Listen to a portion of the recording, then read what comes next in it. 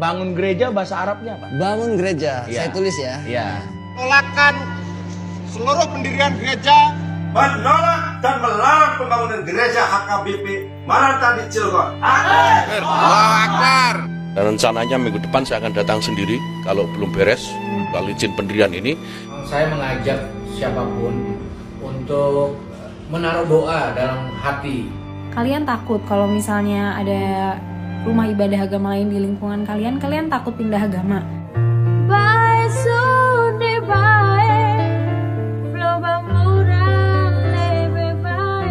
Kalau bangun gereja bahasa Arabnya apa? Bangun gereja, Ya. saya tulis ya. Ya.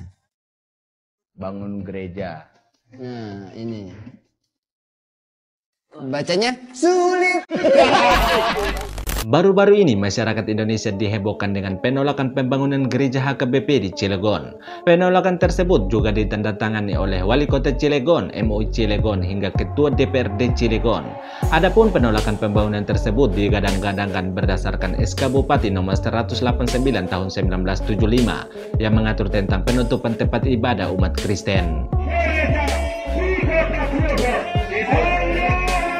seluruh elemen masyarakat, dan saya ucapkan terima kasih kepada pendekar-pendekar Cilegon yang sudah hadir terus menjaga ulama-ulama kita dalam acara penolakan seluruh pendirian gereja di Cilegon City atau di seluruh kota Cilegon ini.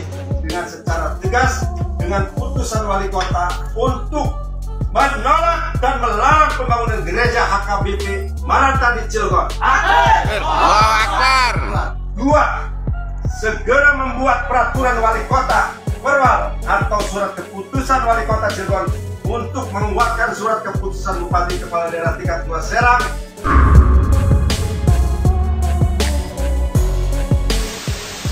Melihat adanya penolakan gereja di Cilegon yang berdasarkan peraturan daerah, Gus Yakut yang adalah Menteri Agama langsung buka suara, di mana dirinya mengatakan sudah 2 kali Kementerian Agama mengirim stafnya untuk membahas masalah tersebut dengan Wali Kota Cilegon. Namun sampai saat ini belum menemukan titik temu, sehingga Gus Yakut pun mengatakan dirinya sendirinya akan turun tangan. Tidak ada lagi penolakan pendirian rumah ibadah sebagaimana gereja HKBP di Cilegon.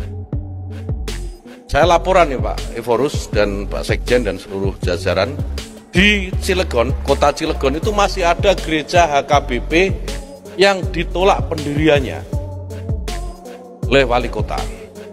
Kami di Kementerian Agama sudah berkali-kali menyampaikan dan mendatangi Pak Wali Kota supaya izin ini dikeluarkan.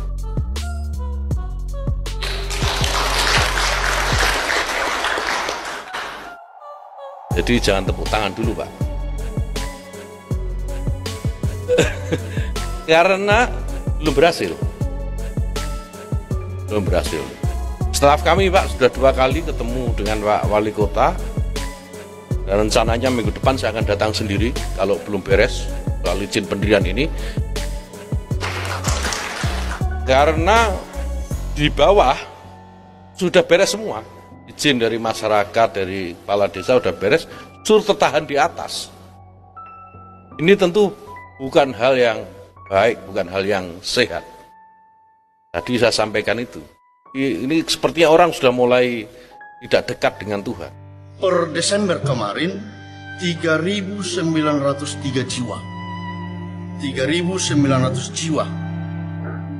Dan perlu diketahui, jemaat yang sebanyak itu sampai saat ini masih beribadah ke HKBP Serang. Dan itu yang perlu kami sampaikan, dan ini menjadi alasan utama berdirinya pembangunan gereja di Cilegon, di mana ibadah HKBP di Serang itu per saat ini dipakai 9 kali ibadah, 9 shift, mulai dari jam 6 pagi sampai jam 19 malam, seperti itu. Jadi kita dibagi slotnya itu, Maranatha itu Cilegon itu dapat jam 8 pagi.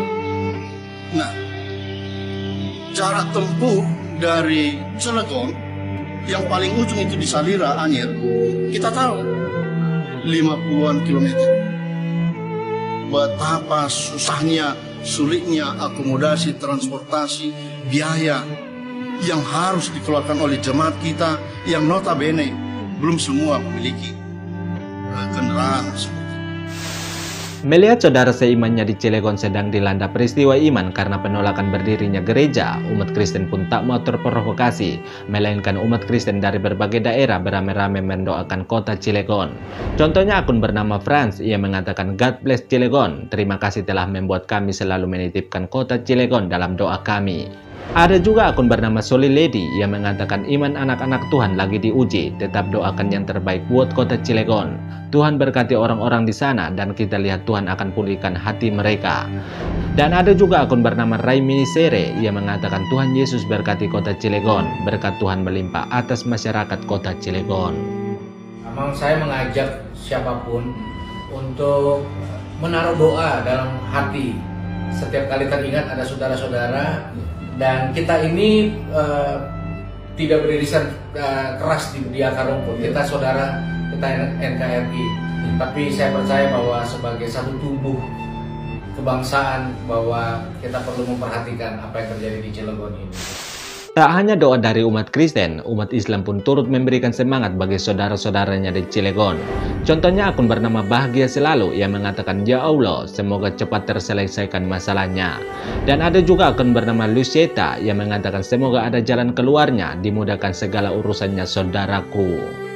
Orang-orang yang menolak pembangunan rumah ibadah agama lain pure karena mereka nggak suka hidup berdampingan dengan umat agama lain, bukan karena masalah hukum, bukan karena masalah perizinan dan segala macamnya. Saya mau bilang bahwa itu bukan dari ajaran Islam, dan mereka they should grow up gitu, kayak ayo dong jangan kekanak-kanakan, kayak kalian takut kalau misalnya ada rumah ibadah agama lain di lingkungan kalian takut pindah agama, berarti kalian nggak yakin dong sama agama kalian, ya kan? Itu yang pertama. Yang kedua, ajaran mana yang mereka ikutin? Saya tuh bingung sendiri. Soalnya di zaman Nabi Shallallahu Alaihi Wasallam itu pernah ada utusan dari Nasrani yang datang ke Madinah dan mereka berdialog kepada Nabi. Terus mereka pas mau ibadah, mereka diizinkan untuk beribadah di dalam masjid. Jadi setoleran itu Nabi kita Shallallahu Alaihi Wasallam. Jadi kalau misalnya ada orang-orang yang nggak suka hidup berdampingan dengan umat agama lain, saya bingung nabinya siapa?